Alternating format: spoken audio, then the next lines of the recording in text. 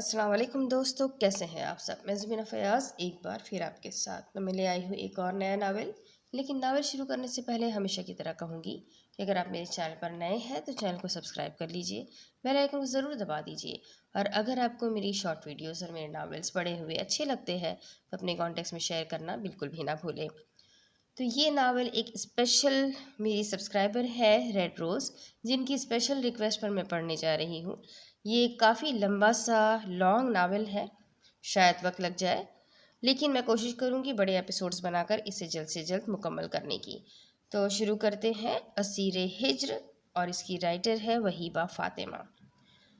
تو شروع کرتے ہیں اسیر ہجر پارٹ 1۔ صبح کی کرنیں انگڑائی لے کر زمین پر جلوہ افروز ہوئی۔ ایسے میں پنجاب کے ایک چھوٹے سے پہاڑی علاقے چواسیدن شاہ کے ایک گاؤں لہر پور سلطان میں ایک پرشکوہ 30 کنال پر محیط بڑی حویلی میں غیر معمولی سی چہل قدمی محسوس ہونے لگی۔ یہ بہت بڑی حویلی آس پاس کے تمام ضلعوں میں بیت السلطان کے نام سے مشہور تھی کہ اس حویلی کے مالک چودھری مراد خانزادہ، جو کہ آس پاس کے تقریباً 100 گاؤں کے سرپنچ تھے، اور ان کے بیٹے، ان کے لاڈلے بیٹے کا نام چودھری سلطان خانزادہ تھا۔ یہ حویلی سرسبز پہاڑ کے ڈھلوان پر بڑی شان سے یہاں آنے والے ٹورسٹ اور لوگوں کو کئی پل کے لیے مبہوت سا کر دیتی تھی۔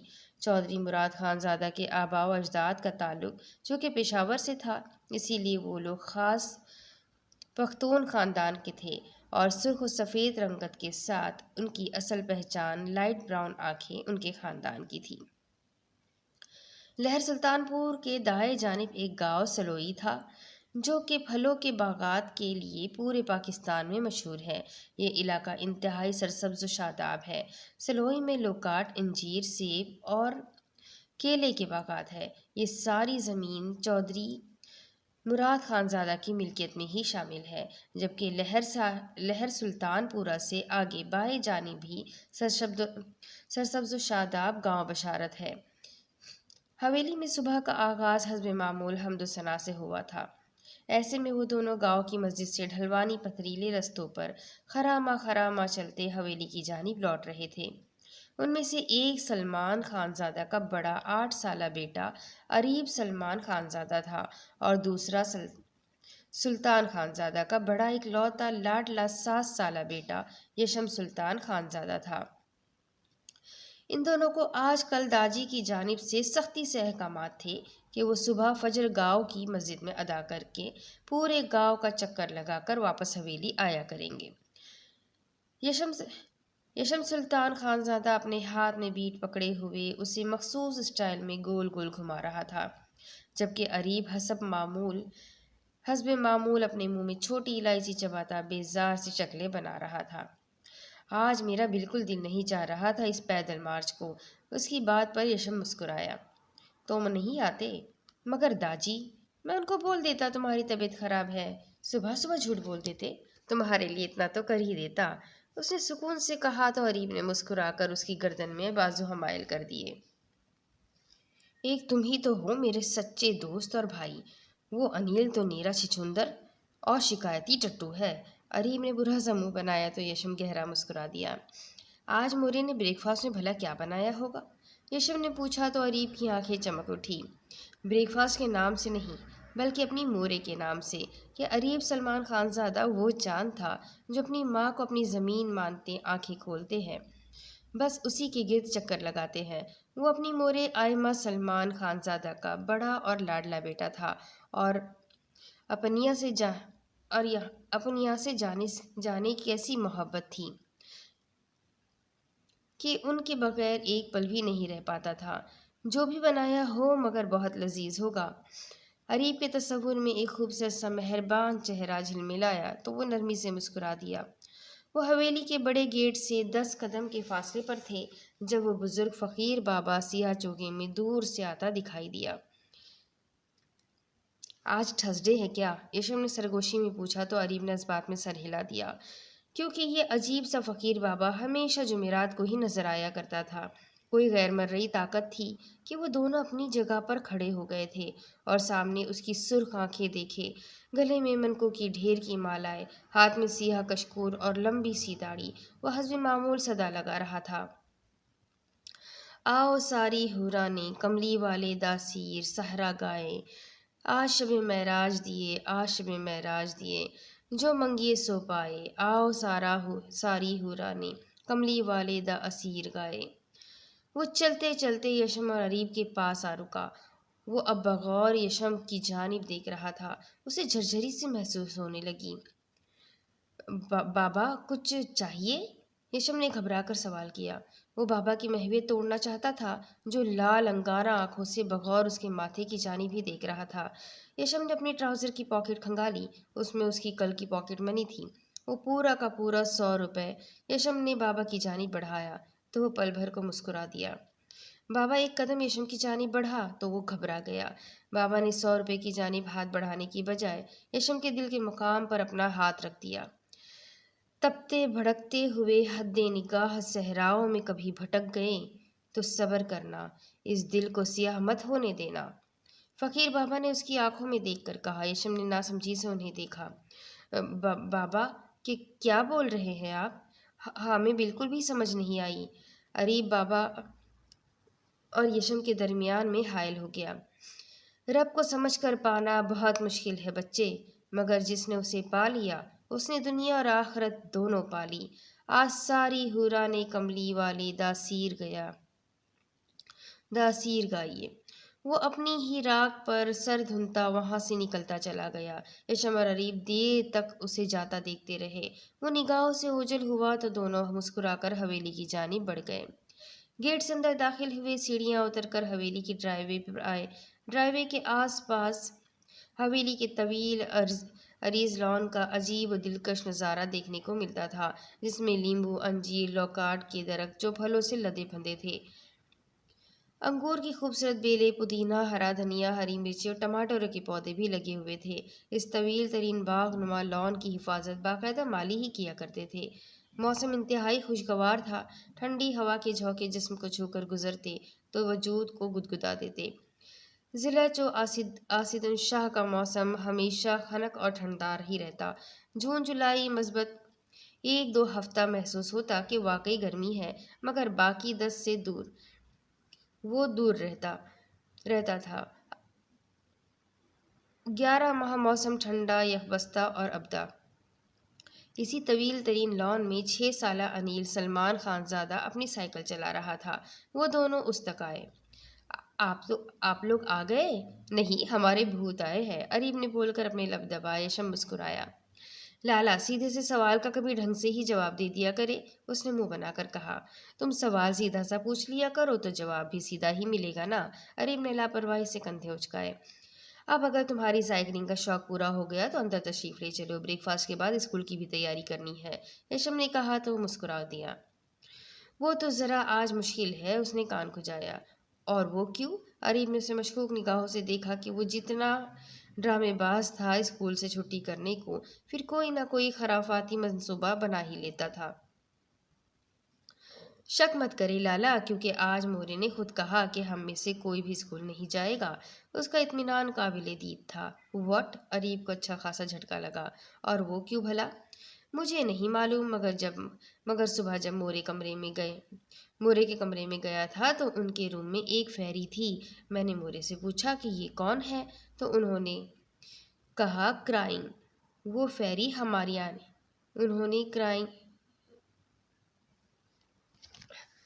ہماری آنی ہے۔ اینڈ یو نو واٹ، ان کے پاس 2 رونے والی گڑیا بھی ہیں، ڈالز۔ انیل نے گندا سا منہ بنایا کہ اسے اپنی آنی تو بہت پسند آئی تھی، مگر ان کی گود میں وہ 2 روندو سی ڈالز اسے بالکل بھی پسند نہیں آئی تھی۔ چلو یش دیکھ کے آئے کہ آخر ماجرا کیا ہے، عریب نے کہا تو دونوں ہی حویلی کے مین انٹرس کی جانب چل پڑے۔ وہ دونوں اندر داخل ہوئے تو سب لاؤنج میں براجمان تھے۔ داجی خانم بھی، سلطان خان زادہ اور سلیمان آپس میں باتیں کر رہے تھے، مگر انہیں اندر آتے دیکھ وہ اچانک سے خاموش ہو گئے۔ ماحول میں عجیب سا تناؤ محسوس ہوا۔ وہ اتنے چھوٹے ہوتے ہوئے بھی سمجھ چکے تھے کہ ضرور کوئی پریشانی ہے۔ ڈیڈ، مما کدھر ہے؟ یشم نے آتے ساتھ ہی سائمہ بیگم کے بارے میں پوچھا۔ اچھا ہوا تم دونوں جلدی آ گئے، تم دونوں کو تو गार्ड्स लेने गए थे मस्जिद से, वो नहीं मिले तुम्हें? सुलेमान खानज़ादा ने मुतफक्किर अंदाज में पूछा। नो डैड, हमें गार्ड्स नहीं मिले। मगर हुआ क्या है? उसने पूछते हुए करीब आते हुए पूछने लगा, बगौर उनके परेशान चेहरे को देखा। कुछ खास नहीं, जाओ ब्रेकफास्ट करो, अपनी मोरे के कमरे में जाओ। स्कूल फ़ोन कर दिया है, आज तुम तीनों स्कूल नहीं जाओगे, दाजी ने मीठे लहजे में कहा। लेकिन दाजी, यशम ने कुछ कहना चाहा। अंदर जाओ खान, मुझे तुम्हारे बाबा से ज़रूरी बात करनी है, उन्होंने कहा तो यशम ने एहतरामन सर हिलाकर अरीब को इशारा किया। वो दोनों अंदर की जानिब चल पड़े। जैसे जैसे ग्लास वॉल से आगे बढ़ रहे थे, तजस्सुस मज़ीद बढ़ रहा था कि आखिर सब बड़े इतना अजीब बिहेव क्यों कर रहे हैं। वो दोनों साइमा बेगम के कमरे में दाखिल हुए तो दंग रह गए। उधर यशम की मम्मा साइमा बेगम भी मौजूद थी। वो वाकई एक खूबसूरत सी फैरी थी, मगर बेतहाशा उदास थी। अपनी मोटी मोटी नीली आंखों से आंसू रावी जनाब की मानंद बहा रही थी। अस्सलामुअलैकुम मोरे, दोनों ने एक ज़बान सलाम किया तो वो तीनों उनकी जानिब मुतवज्जा हुए। आओ आओ अरीब, यशम, इधर आओ बेटा, अपनी छोटी खाला जानी गुले नायाब से मिलो, आयमा आयमा बेगम ने कहा तो वो दोनों आहिस्ता आहिस्ता कदम उठाते उस फेरी के करीब गए। अस्सलामुअलैकुम खाला जानी, उन्होंने दोनों को सलाम उन दोनों ने सलाम किया तो वो उन दोनों को गले लगाकर चूमते हुए फिर से रो पड़ी। जबकि वो दोनों हैरान परेशान थे कि अचानक उनकी ये खाला कहाँ से आ गई थी, जिनके बारे में उन्हें इससे पहले सिरे से मालूम ही नहीं था, ना ही वो पहले कभी दिखाई दी थी। आखिर ये क्या मिस्ट्री थी? अरे बस करो गुल, अपनी किस्मत पर और कितने आंसू बहाओगी? अब बस करो, बच्चे भी परेशान हो रहे हैं, साइमा बेगम ने नरमी से कहा। खाला जानी, क्या हुआ है आपको? आप हमें बताइए, हम दोनों मिलकर आपकी प्रॉब्लम सॉल्व कर देंगे। क्यों अरीब लाला? यशम ने उनके आंसू देखकर बेचैन होकर कहा, जबकि उसकी बात पर वो नरमी से मुस्कुरा दी। नहीं, अब तुम दोनों मुझे मिल गए हो ना, तो मुझे कोई प्रॉब्लम नहीं होगी। गुल ने यशम का खूबसूरत और मासूम चेहरा चूमा। तो फिर आप रोना बंद करें। यशम ने उनका चेहरा साफ किया। वो दोनों इधर उधर देखते हुए किसी चीज़ की मुतलाशी भी थे। दारगुल उन्हें अनिल के छोड़े शोशे के मुताबिक दो क्राइंग डॉल्स नहीं दिखाई दे रही थी। आज मेरे बच्चे ब्रेकफास्ट में क्या खाएंगे? साइमा बेगम ने हसब मामूल अरीब को अपने सामने बिठाकर नरमी से उसके बाल दुरुस्त करते हुए पूछा। मोरे, दाजी ने ये क्यों कहा कि हम स्कूल नहीं जाएंगे? अरीब का छोटा सा जहन अब भी उलझन का शिकार था। क्योंकि तुम्हारी खाला जानी आज बरसों के बाद हवेली आई हुई है और तुम्हारे खालू जानी अल्लाह ताला के पास चले गए हैं, इसीलिए ये बहुत उदास है। तो आज हम चाहते हैं कि तुम तीनों बच्चे सारा दिन अपने खाला जानी के पास रहो, उनका दिल बहलाओ, उन्हें स्माइल करवाओ।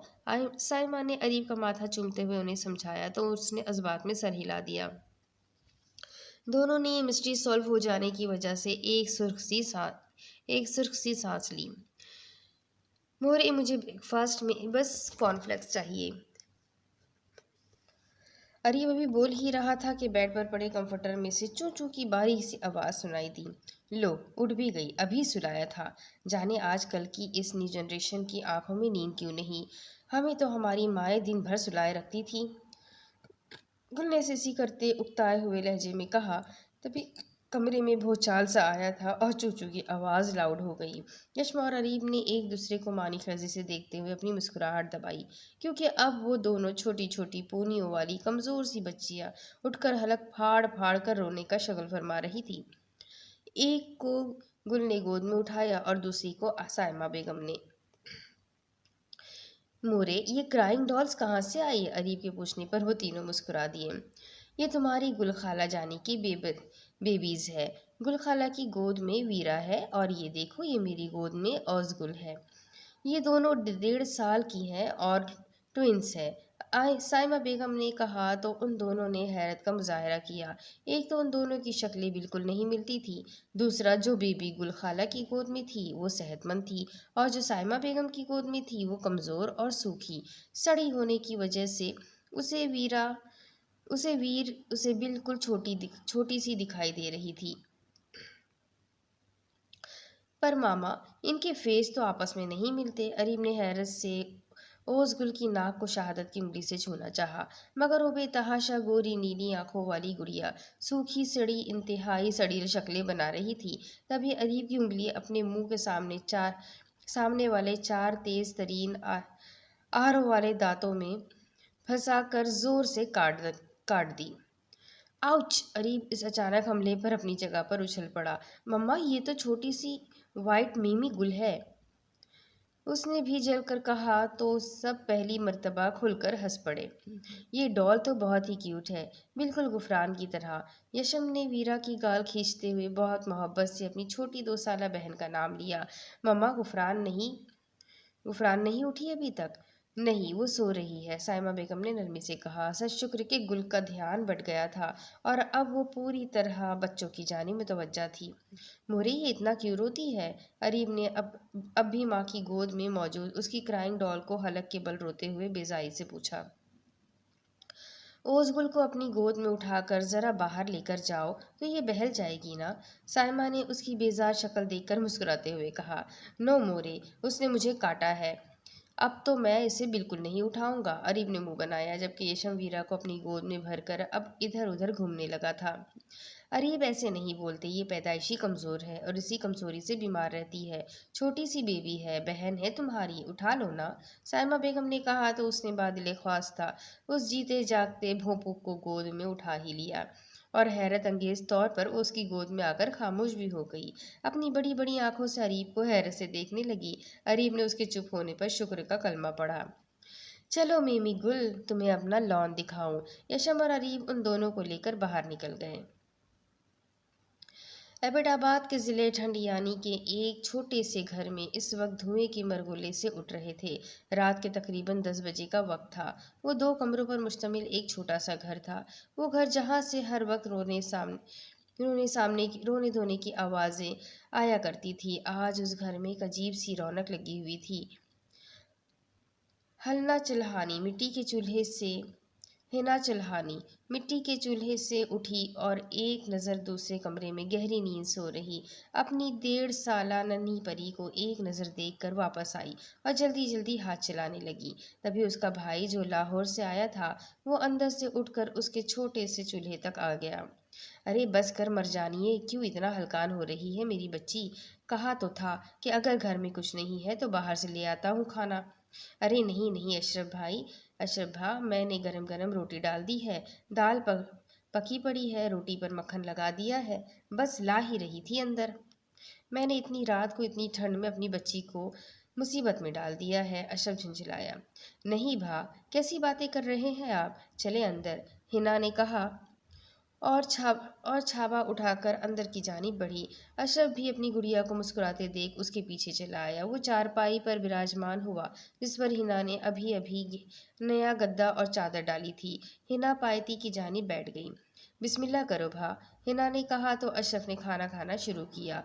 वो वक्तन फ़वक्तन एक गहरी निगाह अपनी गुड़िया पर डाल लेता जो जहाने बार बार घबरा कर अपनी आस्तीनें क्यों दुरुस्त कर रही थी। अभी घर वापस नहीं आया अब तक, जबकि इतनी रात हो चुकी है और वो अच्छी तरह जानता है कि दही तुम और दही रानी इस वक्त घर में बिल्कुल अकेले हो। अशरफ के माथे पर बल पड़े थे। नहीं नहीं भा, वो मुझे बता कर गए थे कि रात को ज़रा देर हो जाएगी तो मैं घर को अच्छी तरह लॉक लगा कर रखूँ। हिना ने जल्दी से सफाई पेश की। पानी, अशरफ ने कहा तो वो चारपाई के नीचे ज़मीन पर पड़ा गिलास उठाने को झुकी। तब अशरफ की नज़र उसकी कलाई पर मौजूद उस नील पर पड़ी। ये क्या है गुड़िया? अशरफ ने कड़े तेवर लिए उसकी जानिब देखते हुए उसकी कलाई की जानिब इशारा किया। कुछ नहीं भा, किचन में काम करते हुए चोट लग गई थी। हिना ने निगाहें चुराई। हिना, सच सच बोल, वो ठीक तो रखता है ना तुझे? अशरफ के लहजे में फिक्र ही फिक्र थी। जी जी भा, वो बहुत मोहब्बत करते हैं मुझसे और मैं बहुत खुश हूँ, हिना ने मुस्कुरा कर जवाब दिया। और सोहन दही रानी का भी ख्याल रखता है ना? अशरफ ने पूछा। जी जी भा, सोहन के बगैर तो एक सेकंड नहीं रहते। हिना भी झूठ का अंबार लगा रही थी। चल, खाना खा लिया मैंने, तू भी आराम कर, सुबह बात करेंगे। वो बदबख्त आ गया तो मैं दरवाज़ा खोल दूंगा, तू जा आराम कर। वो जो सब समझता था हिना को कहा तो वो चुपचाप बर्तन समेटकर किचन में चली गई। मगर अशरफ की लायानी सोचों ने उसकी आंखों से नींद चुरा ली थी।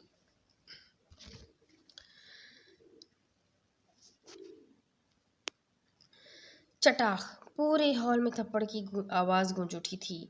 अरे हराम खोरो, खारशी कुत्तों, मैं पूछता हूँ वो गई तो गई कहाँ?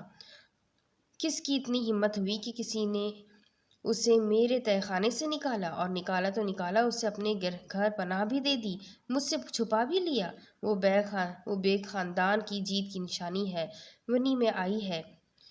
اب چاہے ہماری رکھیل بنے یا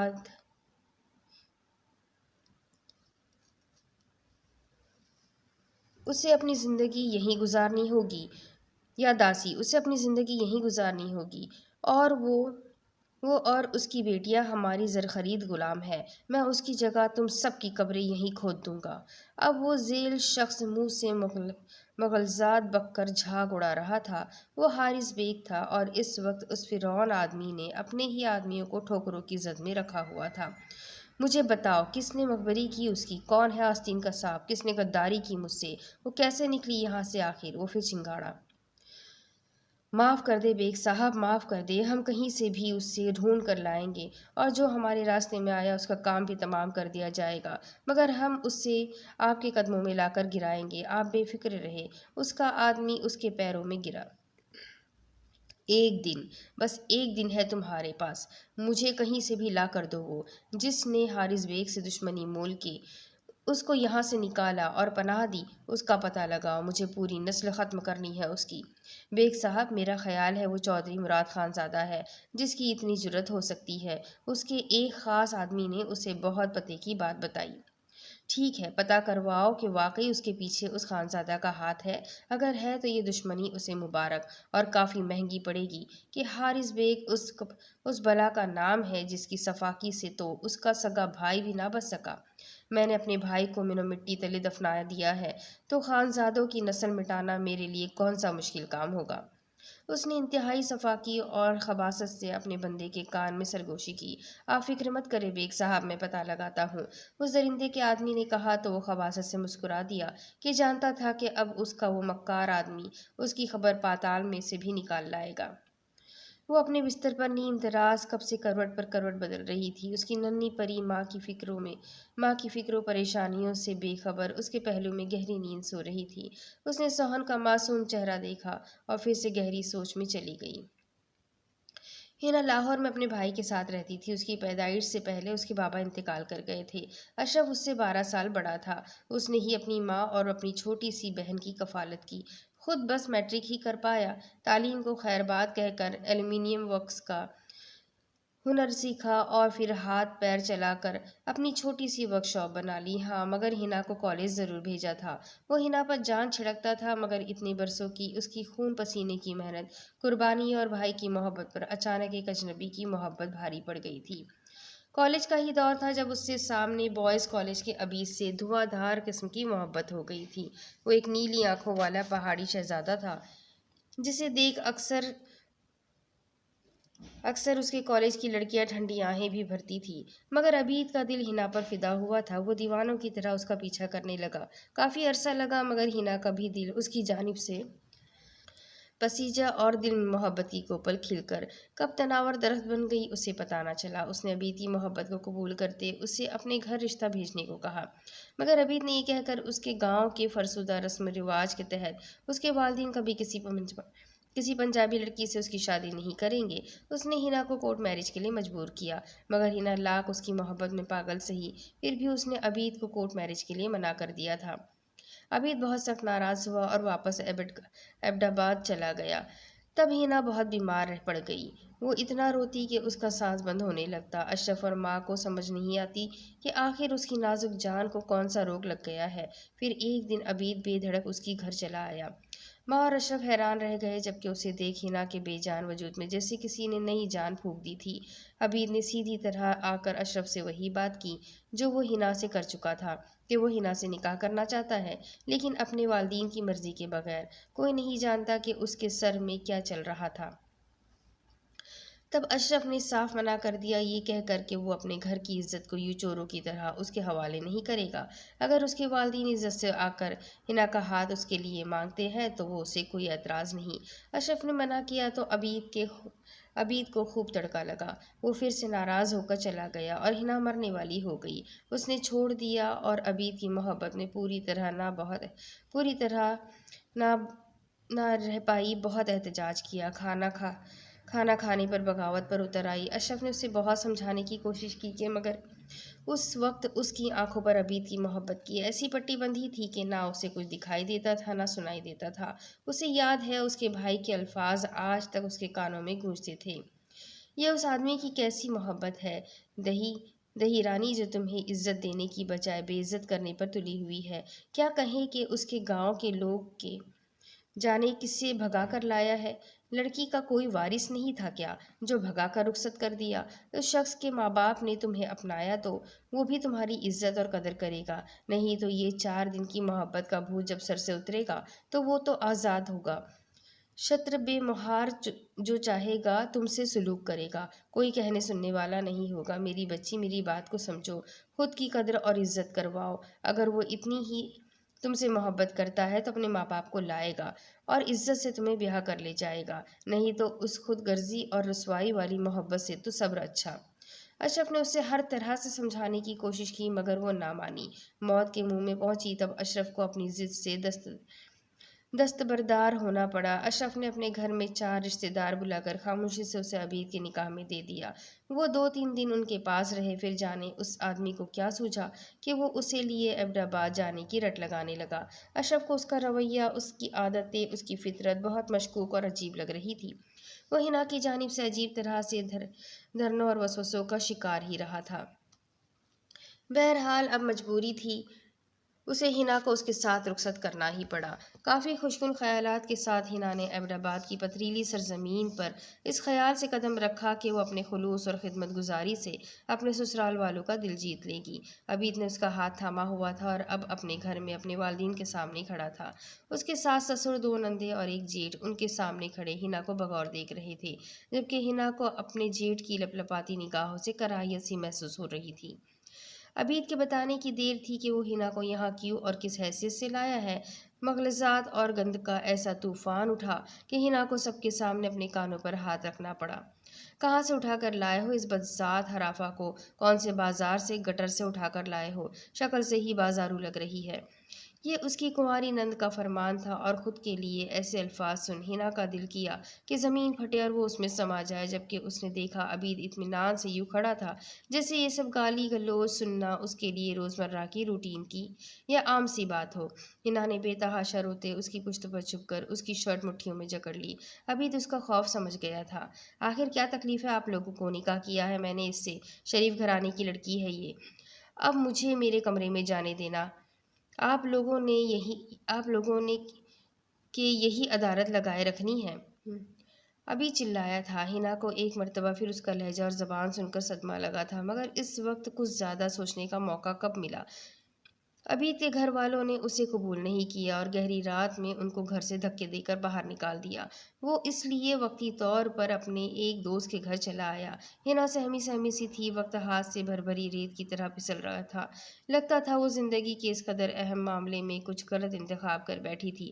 اب بھی وہ اس پسماندہ اور عجیب سی سیلین کی بدبو زدہ بیٹھک میں سر ہاتھوں میں گرائے بری طرح رو رہی تھی۔ جب عبید اندر داخل ہوا، آتے ساتھ ہی اس کا رونا دھونا دیکھ عبید کے ماتھے پر بل آ گئے تھے۔ وہ دروازہ بند کر کے بڑی بے تکلفی سے اس کے قریب چارپائی پر آ کر بیٹھ گیا تھا۔ حنا بے اختیار ہی گھبرا کر اس سے دور ہوتی فاصلہ قائم کر گئی۔ عبید کے ماتھوں کے بلوں میں مزید اضافہ ہوا۔ اب تجھے کیا ہوا؟ کیوں آنسو بہا رہی ہے؟ گھر سے ہی نکالا نا تو کیا ہوا؟ میرے ہاتھ پیر ٹوٹے ہوئے ہیں کیا کہ تیرے لیے ایک مکان کا بندوبست بھی نہیں کر سکوں گا؟ میں مر گیا ہوں کیا؟ وہ اس کے آنسو سے چڑھ کر بول رہا تھا۔ ایسے تو مت بولے آپ عبید مجھے بہت ڈر لگ رہا ہے۔ وہ اب بھی سہمی ہوئی تھی۔ عبید کی لال انگارہ آنکھیں اور ڈگمگاتے قدم دیکھ وہ مزید خوفزدہ ہو گئی تھی۔ بہت اچھی بات ہے، تیرا ڈرنا آج مجھے بہت اچھا لگ رہا ہے۔ ویسے بھی اس خاص رات میں ہر شریف لڑکی خوفزدہ ہی رہتی ہے۔ وہ چارپائی پر نیم دراز ہو کر اسے کھینچ کر اپنے کشادہ سینے پر گراتا ہوا معنی خیزر گمبھیرتا سے بولا، چل اب رونا بند کر، مجھے ان خاص اور قیمتی لمحات میں یہ آنسو نہیں چاہیے۔ عبید نے نرمی سے اس کے گالوں سے آنسو صاف کیے اور اس کے گداز وجود کو خود میں سمیٹ لیا۔ عبید پلیز رکے نا، یہ ہمارا گھر نہیں، مجھے اچھا نہیں لگ رہا، میں کمفرٹیبل نہیں ہوں۔ پلیز اسے ناقابل برداشت گستاخی اور بے باکیوں پر اترتے دیکھ۔ وہ گھٹی گھٹی آواز میں کہتی، پھوٹ پھوٹ کر رو رہی تھی، ہنا کیا تکلیف ہے تجھے؟ کیوں فضول کے نخرے کر کے میرا موڈ برباد کر رہی ہو؟ کیوں کمفرٹیبل نہیں ہو؟ کہا تو ہے کل کو بندوبست کر دوں گا اپنے گھر کا۔ وہ دھیمے مگر گرجدار آواز میں گھرایا۔ گرفت میں اس قدر سختی آئی کہ ہنا مچل گئی۔ عبید، مجھے ڈر لگ رہا ہے جیسے ہمیں کوئی دیکھ رہا ہے۔ پلیز کل تک کا انتظار کر لینا۔ میں آپ کی ہی تو ہوں۔ کل آپ جیسے چاہیں مجھے اپنا بنا لیجیے گا۔ ہنا منتوں پر اتر آئی تھی مگر نہیں جانتی تھی کہ وہ ایک خود غرض انسان ہے جسے اپنی غرض کے سامنے کچھ نظر نہیں آتا۔ تیرا دماغ خراب ہو گیا ہے، فضول کے وہم پال رہی ہے۔ عبید نے اٹھ کر زیرو پاور کی لائٹ بھی آف کر دی اور پاس پڑی اون کی بڑی چادر اپنے اور ہنا کے اوپر درست کر لی۔ اب تو کوئی اعتراض نہیں نا؟ اب تیری آواز آئی تو سوچ بھی نہیں سکتی میں کیا حشر کروں گا تمہارا۔ عبید دھیمی آواز میں اس کے کان میں گھرایا۔ اس کی گرفت میں چٹانوں سی سختی تھی۔ وہ غرض کا پجاری ساری رات اپنی غرض مٹاتا رہا جس پر ہنا کی آہوں سسکیوں کا ذرا برابر بھی فرق نہ پڑا۔ یہ اذیتوں اور روح کو چھلنی کرنے والی رات وہ رات تھی جب عبید کا اصلی چہرہ اس کے سامنے کھل کر آیا ہوا تھا اور اس کے ہر غیر انسانی عمل نے اسے ہنا کے دل سے پوری طرح اتار دیا تھا۔ اب اس کے آگے کی کہانی میں آپ کو اگلی قسط میں سناتی ہوں کہ آگے کیا ہوگا۔ یہ جاننے کے لیے میرے ساتھ بنے رہیں۔ اگلی قسط میں پھر ملیں گے، تب تک کے لیے اللہ حافظ۔